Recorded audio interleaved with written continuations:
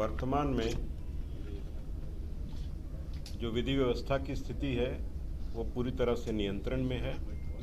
जहाँ जहाँ छिटपुट कोई घटनाएं हुई हैं, इन दो स्थानों का जिसका मुख्य सचिव महोदय ने अभी जिक्र किया, उन दोनों स्थानों में कुल अभी तक हमने 109 गिरफ्तारियां की हैं।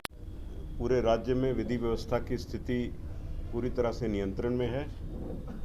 सासाराम और बिहार शरीफ में जो कुछ घटनाएं हुई, उनमें अभी तक कुल 109 व्यक्ति जो इन कांडों में संलिप्त पाए गए हैं, उनकी गिरफ्तारी हो चुकी है और लगातार हम उन लोगों की पहचान करके गिरफ्तारी का कार्यक्रम जारी रखेंगे।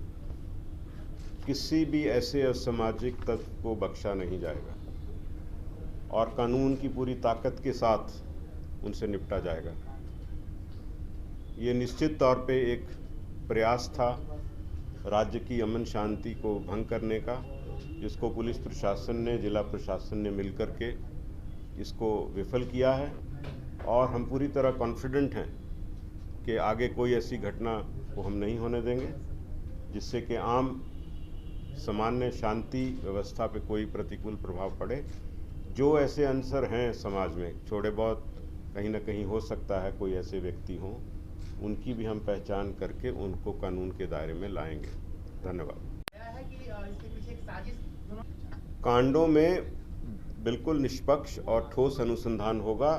जहाँ जहाँ भी ऐसी कोई व्यक्ति इससे पीछे अगर हैं, उनको एक्सपोज करके कानून के दायरे में लाया जाएगा। सुरक्षा कारणों से अमित शाह का कार्यक्रम स्थगित हो गया।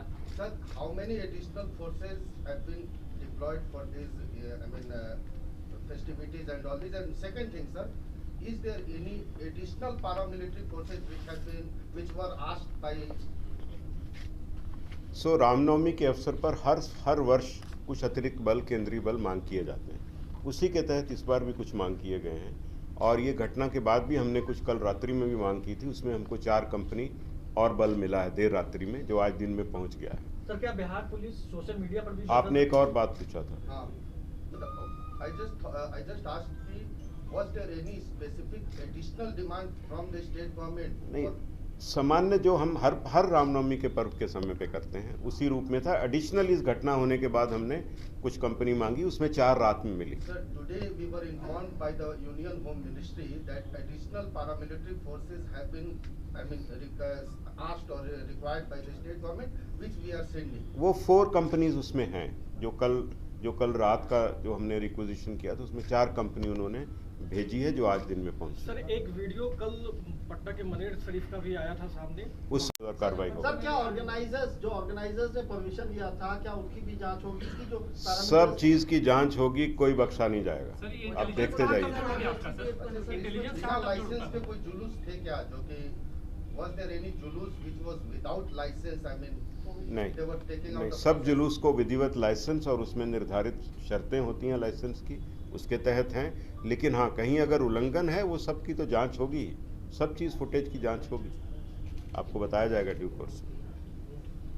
सर, आप बार-बार कहते हैं। अब मैं अपर मुख्य सचिव आपसे ही है। मुख्य सचिव महोदय से एक सवाल है। 144 लगा था या नहीं, इसको लेकर के कंट्रोवर्सी है, तो आप लोग स्थिति स्पष्ट कर दें कि क्या लगा था या नहीं। एक ही व्यक्ति की मौत हुई और वो आपको मालूम है, उसमें भी हमने कांड दर्ज करके गिरफ्तारियां की हैं।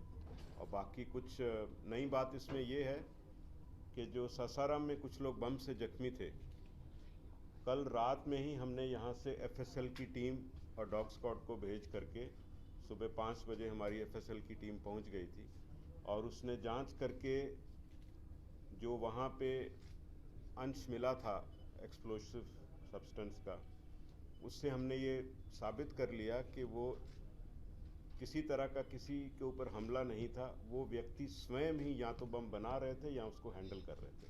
तो वो व्यक्ति जो जख्मी हैं, वो अपराधी की कैटेगरी में आए हैं, उनको हमने गिरफ्तार कर लिया, उनका इलाज चल रहा है। जब वो बेहतर हो जाएंगे, हॉस्पिटल से छूटेंगे, तो वो जेल जाएंगे। कितने लोग हैं सर उसमें? 6 है ना, 6 व्यक्ति हैं उसमें। सर, सासाराम में आधिकारिक तौर पे धारा 144 लगी थी कि नहीं, क्योंकि उस पर भी काफी ज्यादा चर्चा हुआ। स्थानीय प्रश्न आप स्थानीय प्रशासन से पूछें। हम लोग आपको कुल ओवरऑल व्यू दे रहे हैं और आश्वस्त कर रहे हैं आम जन को।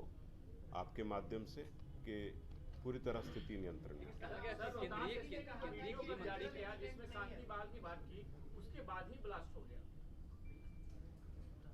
वो अनकनेक्टेड इशू है, उनसे उसका कोई ताल्लुक नहीं है। वो तो अपराधी थे, यहाँ उसको बना रहे थे या हैंडल कर रहे थे, उसमें वो घटना हुआ और बिल्कुल अलग स्थान पे हुआ। जहाँ वो झोंपड़ी में बना रहे थे उसकी भी हमने पहचान कर ली, वहाँ से भी कुछ अंश मिला, एफएसएल टीम ने जब्त करके मिला भी लिया उसको।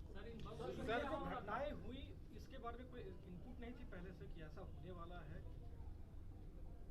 देखिए, हर चीज़ की इनपुट होना एक पहलू है। जैसे मुख्य सचिव महोदय ने कहा, 1832 जुलूस पूरे राज्य में चल रहे थे रामनवमी के अवसर पर, और ये 2 स्थानों को छोड़ करके बाकी सारे सफल रूप से संपन्न हुए हैं।